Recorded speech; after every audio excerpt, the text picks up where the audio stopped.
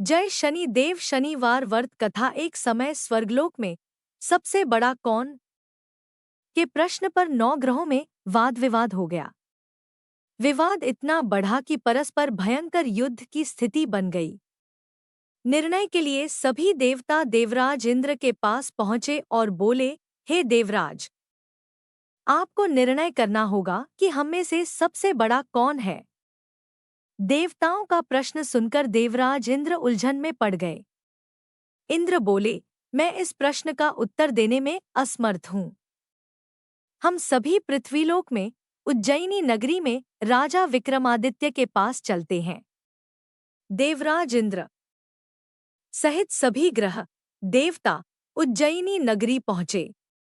महल में पहुंचकर जब देवताओं ने उनसे अपना प्रश्न पूछा तो राजा विक्रमादित्य भी कुछ देर के लिए परेशान हो उठे, क्योंकि सभी देवता अपनी अपनी शक्तियों के कारण महान थे। किसी को भी छोटा या बड़ा कह देने से उनके क्रोध के प्रकोप से भयंकर हानि पहुंच सकती थी।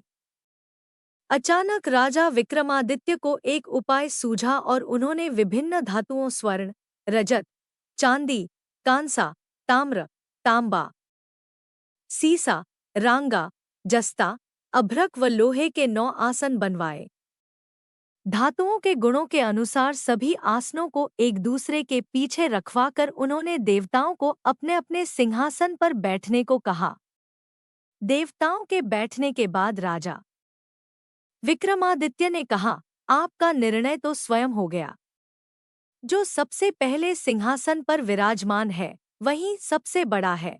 राजा विक्रमादित्य के निर्णय को सुनकर शनि देवता ने सबसे पीछे आसन पर बैठने के कारण अपने कोडोट छोटा जानकर क्रोधित होकर कहा, राजा विक्रमादित्य, तुमने मुझे सबसे पीछे बैठाकर मेरा अपमान किया है। तुम मेरी शक्तियों से परिचित नहीं हो। मैं तुम्हारा सर्वनाश कर दूंगा। शनि ने कहा, सूर्य एक राशि पर 1 महीने, चंद्रमा 2.25 दिन, मंगल 1.5 महीने, बुध और शुक्र 1 महीने, बृहस्पति 13 महीने रहते हैं, लेकिन मैं किसी राशि पर 7.5 वर्ष 7.5 तक रहता हूँ। बड़े बड़े देवताओं को मैंने अपने प्रकोप से पीड़ित किया है।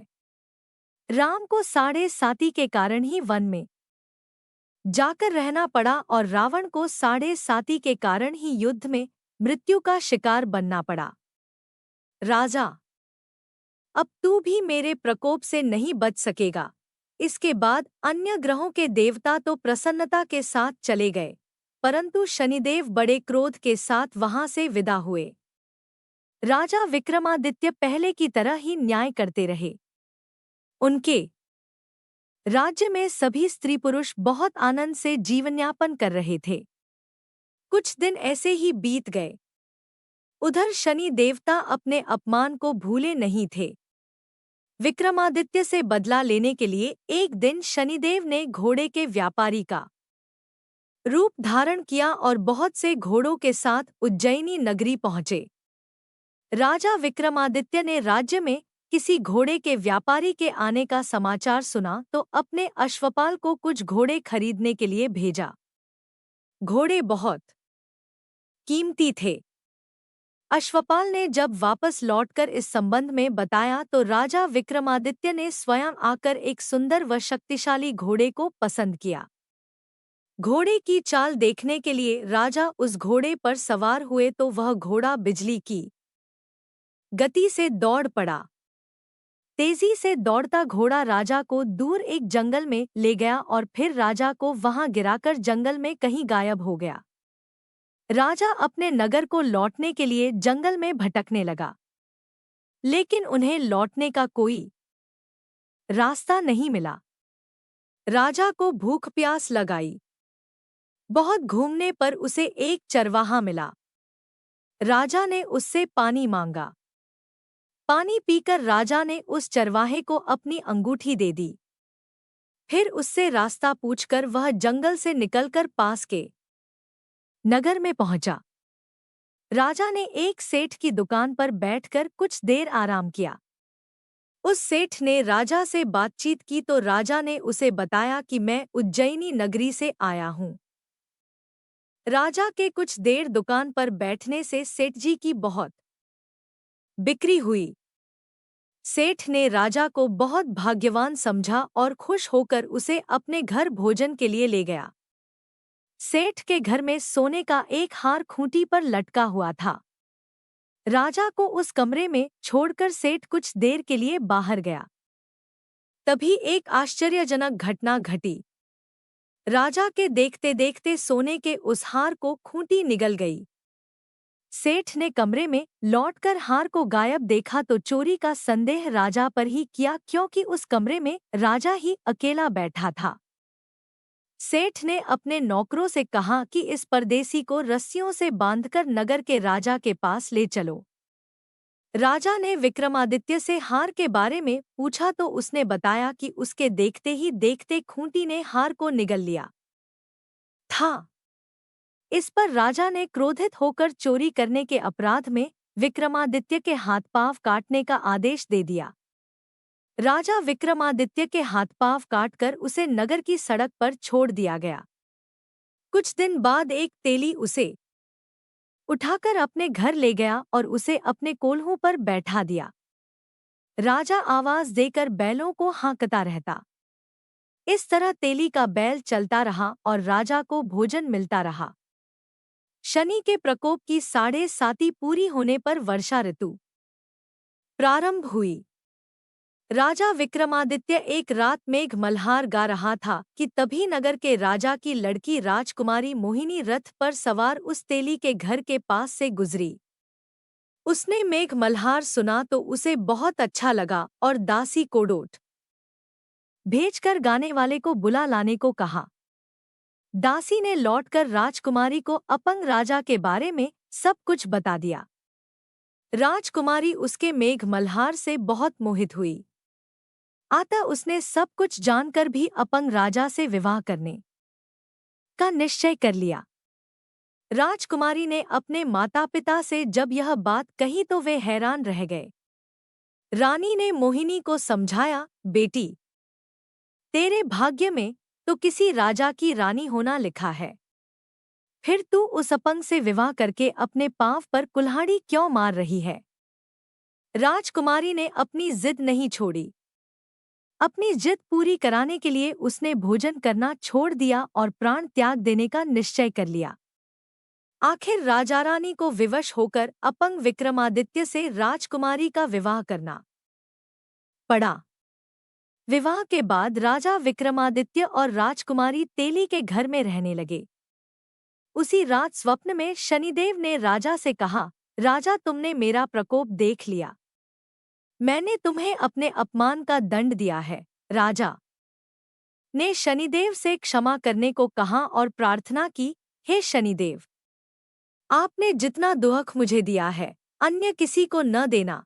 शनिदेव ने कुछ सोचकर कहा, राजा, मैं तुम्हारी प्रार्थना स्वीकार करता हूँ।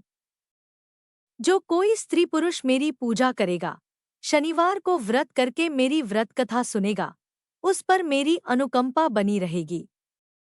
प्रातःकाल राजा विक्रमादित्य की नींद खुली तो अपने हाथ-पांव देखकर राजा को बहुत खुशी हुई।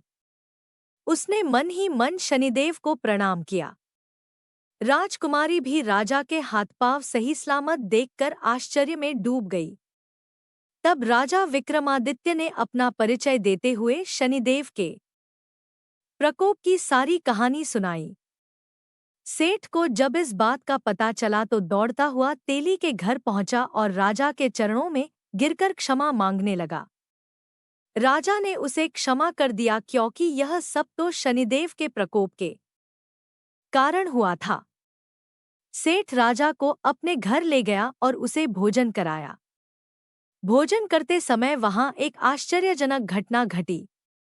सबके देखते देखते उस खूंटी ने हार उगल दिया। सेठ जी ने अपनी बेटी का विवाह भी राजा के साथ कर दिया और बहुत से स्वर्ण आभूषण, धन आदि देकर राजा को विदा किया।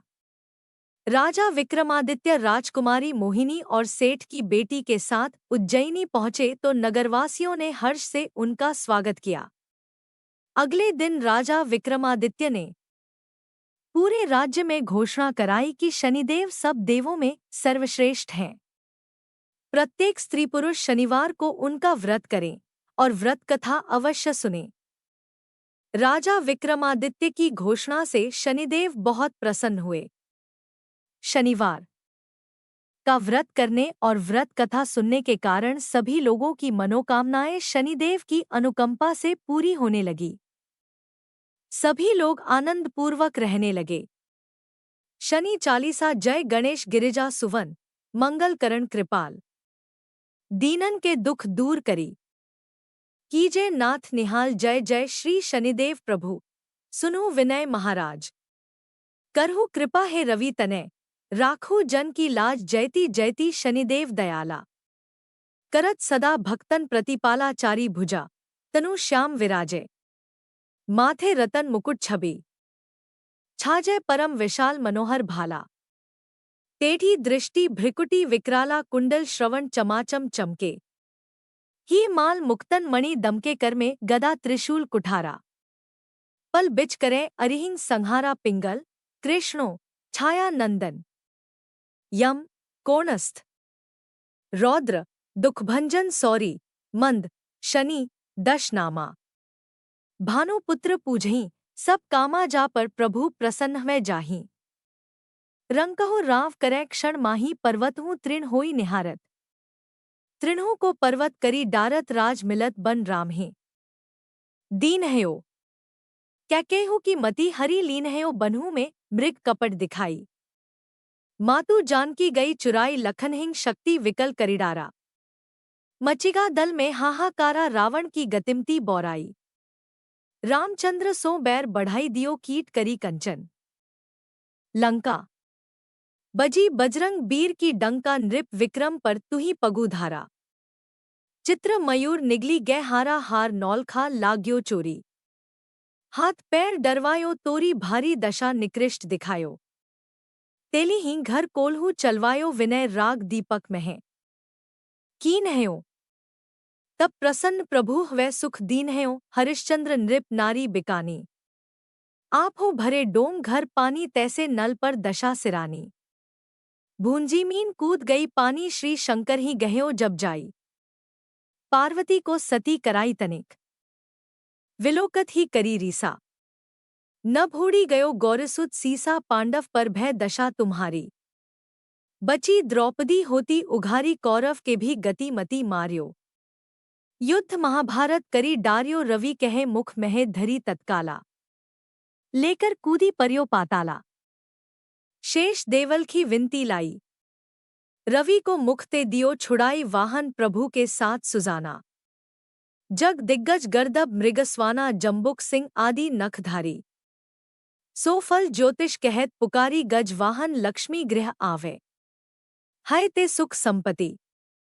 उपजावे गर्दब हानि करे बहु काजा, सिंह सिद्धकर राज समाजा। जम्बुक बुद्धि नष्ट कर डारे, मृग दे कष्ट प्राण संहारे। जब आवही प्रभु स्वान सवारी, चोरी आदि होए डर भारी। तैस ही चारी चरण यह नामा, स्वर्ण लौह चांदी अरु तामा। लौह चरण पर जब प्रभु आवे, धन जन संपत्ति नष्ट करावे। समता ताम्र रजत शुभकारी, स्वर्ण सर्व सर्व सुख मंगल भारी। जो यह शनि चरित्र नित गावे, कभो न दशा निकृष्ट सतावे। अद्भुत नाथ दिखावे, लीला करे शत्रु के नशी। बलि ढीला जो पंडित सुयोग्य बुलवाई, विधिवत शनि ग्रह शांति कराई। पीपल जल शनि दिवस चढ़ावत, दीप दान दे बहु सुख पावत। कहत राम सुंदर प्रभु दासा, शनि सुमिरत सुख होत प्रकाशा। पाठ